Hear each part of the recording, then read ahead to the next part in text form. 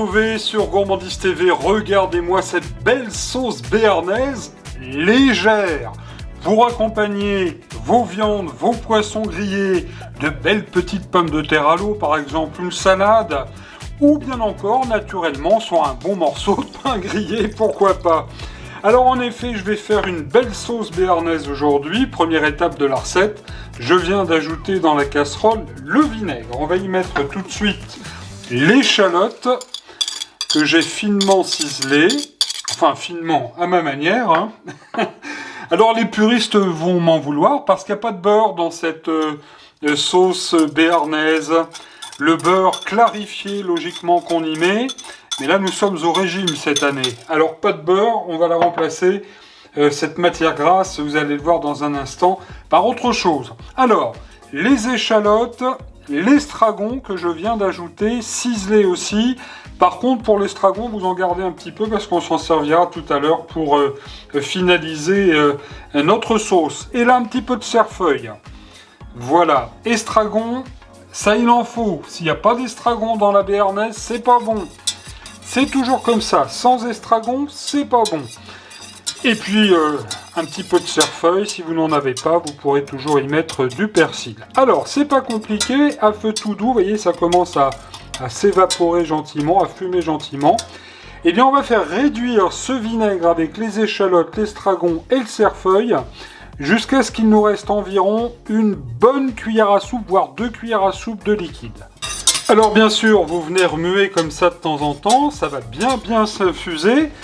Allez, le temps que ça diminue, vous allez pouvoir noter tout de suite la liste des ingrédients. En avant!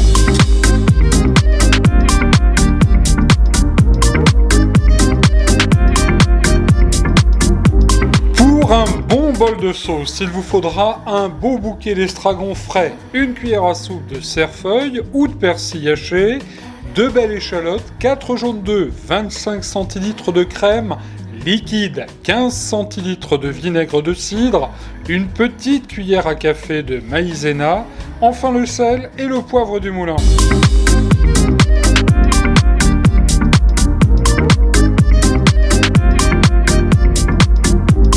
Retour en cuisine et dans le bol coq, il est là, même l'été. Le bol coq de la mère mitraille, vous allez venir mettre les 4 jaunes d'œufs et puis on va mettre une cuillère à café de maïzena. Et là, à l'aide du fouet, on va bien remuer tout ça de manière à ce que ça forme, là vous allez voir, un petit mélange bien lisse. Voilà, impeccable. Il n'y a pas de grumeaux, c'est bien lisse. On va ajouter tout de suite la crème. Alors vous l'aurez compris, on prend plutôt une crème liquide. Une crème fleurette à 35% de matière grasse ou un peu moins comme vous voulez. Et la rebelote, vous voyez, on mélange bien tout ça. Un bon tour de poivre du moulin. Alors que notre préparation est toujours en train de diminuer, ça sent vraiment bon l'estragon. Et s'il n'y a pas d'estragon, chers amis, voilà, c'est pas bon. Ça c'est vrai ça. Une petite pincée de sel, toujours dans les sauces. Alors j'ai déjà fait cette sauce au printemps pour déguster avec des asperges. Hein. Je peux vous dire que c'est absolument délicieux. Allez, encore un bon coup de fouet. Hop, c'est terminé. À présent, côté casserole. Oui, je sais, j'en ai quelques-unes. Notre mélange, vous voyez, là est bien terminé. Et vous allez venir donc, hop, le temps pour moi de poser cette casserole, une de plus. Voilà, vous allez hop, presser un petit peu tout ça afin d'en récupérer, vous le voyez, une cuillère à soupe de liquide assez concentré. Regardez Gourmandise TV avec le livre Je vous souhaite un bon régal, numéro 2, 50 recettes printemps-été 2026, en vente sur Amazon. La suite de la recette est très simple, vous remettez ce concentré de vinaigre dans la casserole à feu très doux. Attention. Et comme moi, vous venez de le voir, j'ai ajouté donc la crème mélangée avec les œufs. Et là, chers amis, il va falloir bien fouetter de manière à voir notre crème épaissir. Donc il faut avoir un bon petit coup de poignet. Alors attention, à feu très doux, il faut pouvoir Vous voyez, poser la main sur la casserole, logiquement, c'est à 60-65 degrés.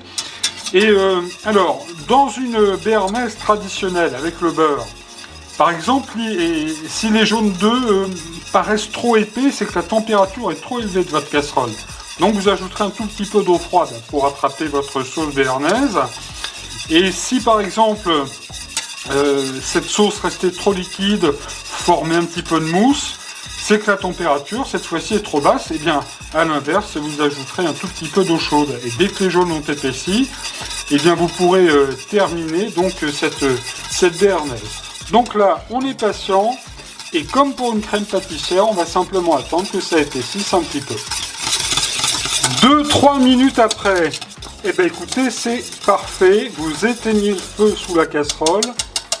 Je vais vous montrer, regardez, cette belle petite sauce qui nappe bien la cuillère. Et le must dans tout ça, eh bien c'est que vous allez ajouter, pour terminer, un petit peu d'estragon avec des belles feuilles comme ça bien ciselées, et vous allez remuer. Évidemment, on goûte avec le doigt. Parfait. Surtout goûtez, parce que si c'est pas assez salé ou poivré, vous pourrez toujours rectifier donc l'assaisonnement. Il ne reste plus qu'à verser cette jolie sauce béarnaise qui change un peu de la sauce traditionnelle. Et voilà le petit bouquet d'estragon pour terminer. Je vous souhaite un bon week-end et surtout un bon régal.